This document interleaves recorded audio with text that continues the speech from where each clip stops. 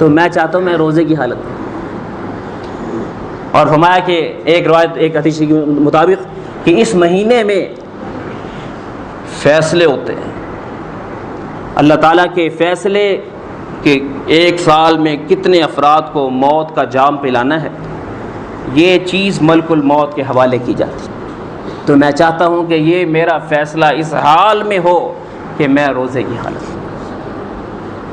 حالت میں ہوں.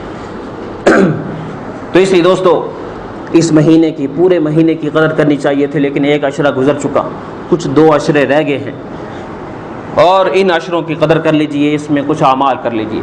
البتہ لیلۃ النصف من شعبان، شب برات تو یہ عربی کا لفظ نہیں ہے، میں اس لیے نہیں بول رہا. شب فارسی کا لفظ ہے، برات بھی فارسی کا لفظ ہے، ٹھیک ہے نا جی. تو یہ عربی کا نہیں ہے، تو اس لیے جو عربی کا نہیں گویا وہ حدیث میں کہاں سے آئے گا.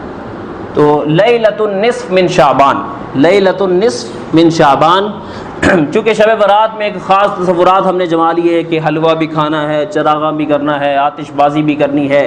بعض سمجھتے ہیں کہ سال میں مردے جمعے کی رات کو اور شب برات کو واپس ان کی روحیں آتی ہیں. یہ سب تصورات بنا لیے گئے، ٹھیک ہے نا جی. تو اس لیے میں اس کا لفظ ہی نہیں استعمال کر رہا. لیلۃ النصف من شعبان، آقا نامدار صلی اللہ علیہ وسلم کا ارشاد پاک ہے کہ لیلۃ النصف من شعبان، جو شعبان کی نصف رات ہے، یعنی 14 دن گزر گئے، آگے 15ویں رات آ گئی. تو اس بات کہ اس میں پروردگار لوگوں کو اپنی مخلوق کو معاف کرتے ہیں تاکہ رمضان کے لیے یہ حوصلہ کر کے تیار ہو جائے. اور فرمایا کہ مغفرت کے فیصلے ہوتے ہیں. جو مغفرت کی درخواست کرتا ہے اس رات میں اللہ تعالیٰ فرشتوں سے کہتے ہیں کہ کسی اپلیکیشن کو واپس نہیں کرتا، سب کی قبول کر. جو رحم کروانا چاہتا ہے درخواست کرتا ہے اس پہ رحم کر دیا جاتا ہے، جو مغفرت کروانا چاہتا ہے اس کی مغفرت کر دی جاتی ہے. تو اس لیے ہمیں اس رات میں سے پہلے ہی ابھی سے کچھ راتوں میں عبادات کی نیت کر لینی چاہیے. خاص طور پر یہ پیر اتوار پیر میں کہتا ہوں پورا جتنے دن باقی ہیں کچھ وقت رات کا حصہ متعین کر لیں. عبادت کا یہ معنی مت سمجھیے کہ رات کو سونا نہیں. ہم عجیب سا معنی لے لیتے، سوئیں کس نے منع کیا؟ آپ رات کے 3 حصے کر لیں، بس ایک حصہ بس عبادت کرنی وہ کافی ہے. تو سوئیں سب کچھ کریں لیکن کچھ وقت، گھنٹہ بھی ایک کافی، 1 گھنٹہ رات کو آپ نکال لیں بہت کافی. 1 گھنٹہ عبادت میں لگانا ہے. اس میں آپ نے کیا کرنا ہے؟ آپ خاص طور پر کہ عشاء اور فجر جماعت کے ساتھ، یہ اس کے برابر میں کوئی اور عمل نہیں. یہ بات میں پہلے ذکر کر رہا ہوں. آپ کے نزدیک تو کہنا ہے پتہ نہیں کی کہتا، اس سے بڑا عمل کوئی نہیں. فجر اور عشاء جماعت کے ساتھ، چاہے آگے پیچھے آپ کی عادت نہ ہو، ہمت کریں.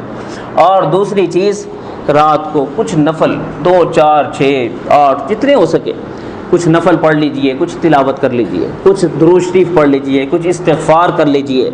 اور اگر کوئی ہمت والا ہے صلاۃ التسبیح پڑھ لیں. لیکن جماعت کے ساتھ صلاۃ التسبیح سنت نہیں ہے. جماعت کی نمازیں نفلی طور پر مسنون نہیں ہیں، اس کو اپنے طور پر رکھیے. اسی طریقے سے کچھ وقت دعا میں گزار لیجیے، سچی ندامت پیدا کیجیے، سچی شرم ساری پیدا کر لیجیے کہ یا اللہ بہت غلط ہوا لیکن اب تو اگلا سیزن دے رہا ہے. میں مثال سے بات سمجھاتا ہوں کہ جیسے گھر میں نا دودھ آتا ہے نا، تو آپ گھر میں لیڈیز کو کہتے ہیں یہ دودھ پکڑیں برتن میں ڈالیں، تو وہ فوراً اسے نلکے کے نیچے لے جاتے ہیں، اسے دھوتے ہیں. کہتے ہیں پتہ نہیں ہوتا درمیان میں صابن تھوڑا رہ جاتا ہے، دوبارہ چیک کر لیتے ہیں. احتیاط والی خواتین کی بات کر رہا ہوں. تو وہ دھو کے اچھی طرح نا تسلی کر کے دوبارہ بھی دھو کے پھر اس میں دودھ ڈالتے ہیں. ایسے ہی جو تقوی والے مومن ہوتے ہیں نا، وہ یہ نہیں کہتے کہ رمضان میں توبہ کریں گے، وہ کہتے نہیں رمضان کی پہلی گھڑی جب آئے تو میں پاک ہو چکا ہوں، میں نے اس سے پہلے پاک ہونا ہے. کیونکہ رمضان میں انوارات کا دودھ میرے دل کے برتن میں آنا ہے، انوارات کا دودھ میرے دل کے برتن میں آنا ہے. پہلے سے پاک ہوں، نہ یہ کہ انتظار کرتے رہے یار آ رہے ہیں ٹھیک ہے 27 توبہ کر لیں. نہیں، پہلے سے ابھی سے اپنے آپ کو پاک کرنا ہے اور توبہ کرنی ہے، سچی ندامت پیدا کرنی ہے. تو اس رات کوشش کیجیے، اس رات سے شروع کیجیے، پہلے سے کر لیجیے. تو نفلی عبادات اس رات میں بھرپور آپ کر سکتے ہیں، لیکن اجتماعی عبادات نہیں ہیں. سیدہ عائشہ صدیقہ رضی اللہ عنہ فرماتی ہیں کہ میں نے آقا علیہ السلام کو دیکھا تنہا میں نے دیکھا بستر پہ نہیں تھے، میں باہر نکل کے دیکھا تو وہ باہر سامنے جنت البقیع تھا، مجھے وہاں دکھائی دیے اور آپ نماز پڑھ رہے ہیں، دعا مانگ رہے ہیں قبلے کی طرف، اور پھر فرمانے لگے تجھے پتہ نہیں آج لیلۃ النصف من شعبان، اور اللہ تعالیٰ اس میں معافی کو پسند کرتے ہیں۔ اور ایک روایت میں آتا ہے کہ اللہ تعالیٰ اس میں قبیلہ بنو کلب، عرب کا ایک قبیلہ تھا، ان کی بکریاں گنتی میں نہیں آتی تھی، اور ایک بکری، ایک بھیڑ جو تھی، بھیڑیں تھیں ان کی بھیڑیں، اور ایک بھیڑ کے بال گننے مشکل، تو کہا کہ قبیلہ بنو کلب کی بھیڑوں کے بالوں سے بھی زیادہ اللہ مغفرت کرتا ہے۔ تو اس لیے میں بھی اللہ سے مانگ رہا ہوں، میں بھی اللہ سے مانگ رہا ہوں تو ہمارا نام بھی اس میں شامل ہو جائے۔ البتہ حدیث شریف میں آتا ہے کچھ لوگ ایسے ہیں جو اس رات میں بھی اور آگے شب قدر میں بھی ان کے لیے گنجائش نہیں ہوتی مغفرت کی۔ وہ کون کون سے ہیں؟ بدکار، شراب پینے والا، اور اسی طریقے سے متکبر، تکبر کرنے والا، مخلوق خدا کو حقیر سمجھنے والا، اور اس کے ساتھ ساتھ والدین کا نافرمان۔ اس لیے والدین کا رویہ جیسا کیسا بھی ہو ان کو منائیے، ان کو منائیے، اور اگر وہ چلے جا چکے ہیں تو قبر پہ ان کے لیے سال ثواب، اور ان کی قبر پہ حاضری دے کے ان کے لیے دعائیں کیجیے۔ حاضری سے ایک یاد تازہ ہو جاتی ہے، اس لیے جانا چاہیے، ہفتے میں ایک دفعہ تو کم از کم جانا چاہیے۔ نبی علیہ السلام پوری زندگی میں لیلۃ النصف من شعبان میں ایک دفعہ یہ لیلۃ جو ہے بقیع الغرقد میں آپ تشریف لے گئے تھے، بقیع الغرقد میں، جنت البقیع کو بقیع الغرقد بھی کہتے تھے، تو وہاں تشریف لے گئے، تو ایک دفعہ چونکہ جانا ثابت ہے تو اس لیے کہتے ہیں کبھی کبھار جانا سنت، کبھی کبھار، ایک دفعہ مسلسل نہ جائیں، اگر آپ پچھلے سال گئے ہیں اب نہ جائیں، لیکن کبھی کبھار، تاکہ یہ سنت زندہ ہو جائے۔ جس کام کو آپ نے مسلسل نہیں کیا اس کو مسلسل نہ کیا جائے، تو اور اس میں خوب دعائیں بھی کی جائیں۔ اور ایک وہ شخص جس کے لیے ماہ رمضان میں بھی کوئی گنجائش نہیں کہ اس پہ اس کی مغفرت ہو، وہ ہے وہ شخص جس کا سینہ مسلمان کے کینے سے بھرا ہو۔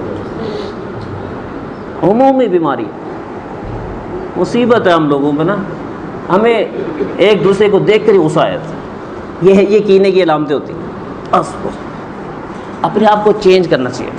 کیا ہو گیا یار، یہ تیرے سارے غلام تھوڑی، اللہ کی مخلوق ہے، تو بھی ایک انسان ہے، اللہ نے مختلف مزاج بنائے ہیں، تیرے مزاج کا اگر کوئی نہیں ہے تو غصہ کھانے کی کیا ضرورت ہے، برداشت کرو۔ جنت میں ملے گی زندگی جہاں تیری مرضی کا سب کچھ ہو، اس لیے غصہ دبائیے اور غصے کی عادت چھوڑیے، درود شریف زیادہ پڑھا کرے، اس سے غصہ کم ہوتا ہے، اور اعوذ باللہ زیادہ پڑھیے، سورہ اخلاص زیادہ پڑھیے، صبح شام 10 دفعہ کم از کم پڑھیے، اس سے غصہ ٹھنڈا ہوتا ہے۔ تو ان اعمال کو اہتمام کیجیے، سینے کو بھی سے صاف کریے، معافی نامے ایک دوسرے کو کہ یار مجھے معاف کر دو، مجھے معاف کر دو، مجھ سے فلاں موقع پر غلطی ہو گئی تھی، تو ابھی سے اپنے دل کو صاف کریں۔ یاد رکھیے جس کے اندر غصہ ہوتا ہے نا اس کو توبہ کرنی بڑی مشکل ہوتی ہے، جس کا سینہ صاف ہوتا ہے نا اس کے لیے رونا بڑا آسان۔ بعض لوگ کہتے ہیں یار میں نے رونا نہیں کبھی آیا، یہ علامت ہوتی ہے۔ رونا اس کو نہیں آتا جس کے اندر کھلبلی مچی ہوتی ہے نا خیالات اور جذبات کی، اسے نہیں رونا آتا، کیفیت نہیں بنتی۔ تو جو ٹھنڈا ٹھنڈا کول مائنڈ ہوتا ہے نا اس کے لیے آسان ہوتا ہے۔ تو اپنے آپ کو کول مائنڈ بنائیں، ٹھنڈا بنائیں، تیاری کیجئے، بھرپور طریقے سے وصول کرنا ہے۔ اللہ پاک ان گھڑیوں کو ہمیں وصول کرنے کی توفیق عطا فرمائے۔ میں بار بار کہوں گا 2 رکعت روزانہ پڑھیے کہ یا اللہ سخت موسم ہے لیکن تو ہمت دینے والا ہے، تو سارے مسلمانوں کے لیے موسم کو ٹھنڈا فرما دے، دن کا روزہ نہایت آسان فرما دے، اور رات کی تراویح بھی آسان فرما، اور ہمارے مولا زندگی کے اس رمضان کو ہمارے لیے زندگی کا بہترین رمضان بنا دے۔ وآخر دعوانا الحمدللہ رب العالمین۔